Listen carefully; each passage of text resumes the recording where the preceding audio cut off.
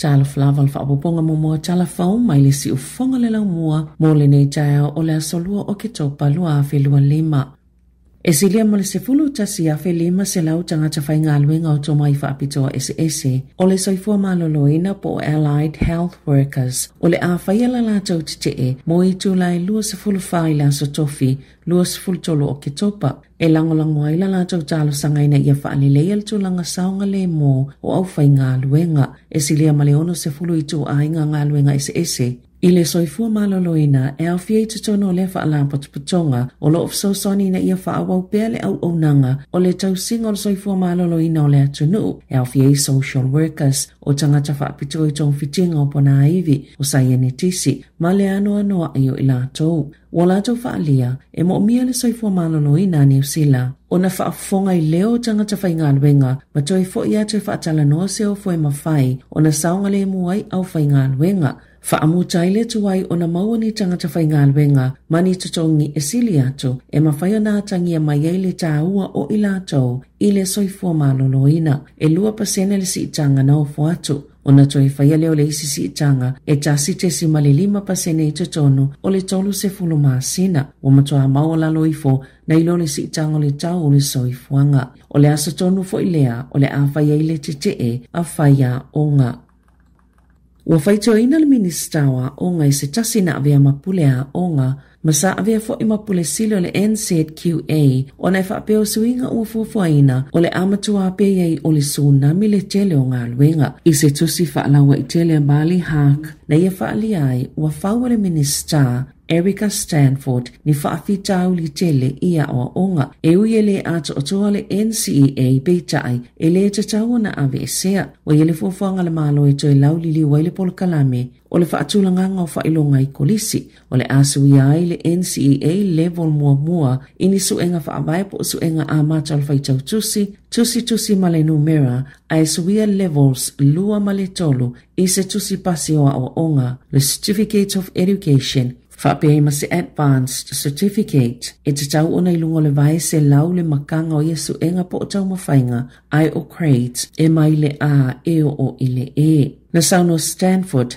whatoa umal whaanga solonga mai ai alelei lea na whaia ma le tau o tele o sa ilingo finangalo lea tunuu e whaatatau isuinga i le NCEA ai o le aia ilo fo i finangalo u whaailoa e Bali Hak whaatasema finangalo au ngā mai lea tunuu lau tele o le autua ne isuinga ina isi itia le unga o tau mawhainga tamaiti pe o na sauno le minister ma fsosani tamaiti le o ato atoa o na whaatawa ina le polokalame o a onga na sauno Hak o le mea te tauna whai o se fuafuanga ia whaia ma le whae tete e whaalile ia onga ia o fia i mawhaia onga ma onga ina ia taunu i le tūlanga o fia au sia. O le NCEA e amana ia tunu i fafo ma o le telefo i o tamaiti ua pasi le NCEA e talia universite le lalangi e au fia ma universite ma o le lunga e tusai ma se whaamatalanga Hak o se tasi na avea mapule silo le NZQA po o le pulenga o whailonga o onga New Zealand. O whaafeiloa ia tamaitia o ngā mua le nei masina i le University o le King Dao Huang Hai i Saina. I se whainga pa anga i le vau fitireia ma le WellTech a New Zealand whaapea lea University i Saina mo uatstala i nei lea o ngā polo kalame so whaatasi o le Huang Hai WellTech na whaamania le matanga luenga o ngā Saina whaapea i ma le pulenga o whailonga o ngā New Zealand po le NZQA lea whainga pa anga ma o le ulua i whaalapo tuputonga mo le Shandong Province o lea fo i tu a inga ua whaia se whainga pa anga ma New Zealand. O le asa ili ai whailonga tikeri le puenga o atiti whanga mai nea te tusi. E mawhaia na whaanga i oi te konolosi whaona po nei po le animation. Whaapea whaasala launga i whainga whaona po nei o le whainga o polokalame whaanga i komipiuta. Mau whaina atu i tamaitia onga ni awanoa le au maua e whaau uai ni whailonga ta ilua. Ma ia whaala potopotonga o onga. E o atu i le tolu se lau tamaiti o le aulu whale atu i tausanga ta itasi. E a o onga i mō tausanga ta i whaa.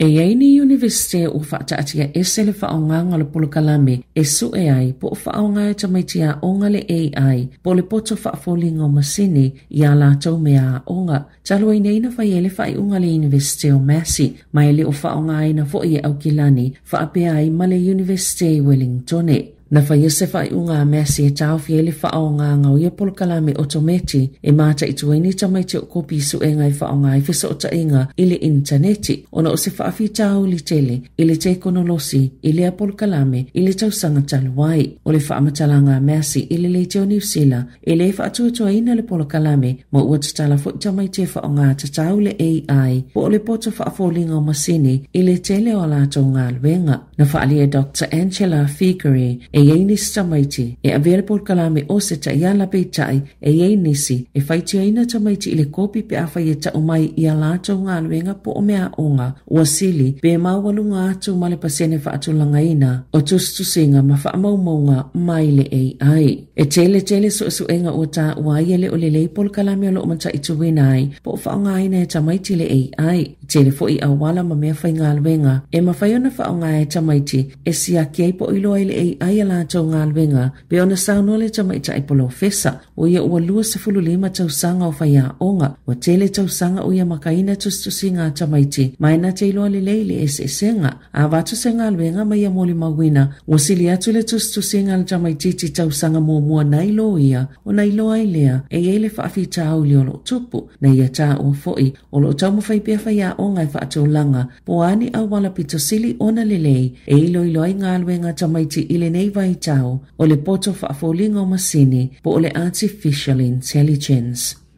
Ua maliu se tasioli i whaasalalau i longa o nai teo lata safi nau masenga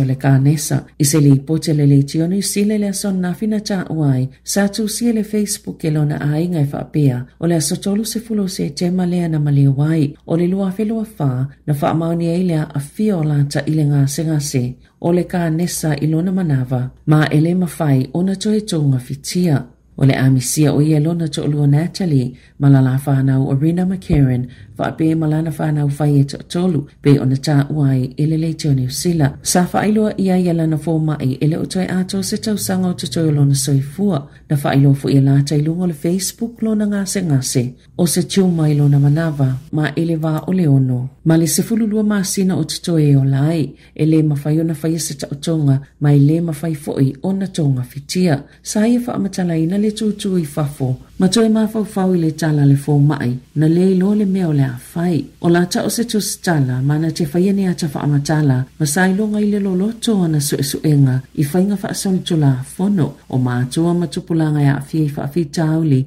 whaapia fo i mata upu tauli tino putanga ele, ma tiva, ma sāwanga i tamaiti. Ne ia whaamatala ina ni ata, e iai le Beyond the Darklands, o le polokalame le Politically Incorrect, whaapia fo i mani tusina ia tusiaina, ia lava mata upu, o se polokalame taluaina ina ia whaatautaya, i lunga le TVN said, o le You've Been Scammed. O lana tusi pito la tamai o le Lessons on Living, e a matona whaatauina i le masino o ke topa, e maliu lata o 5 valu tausanga o lona soifua.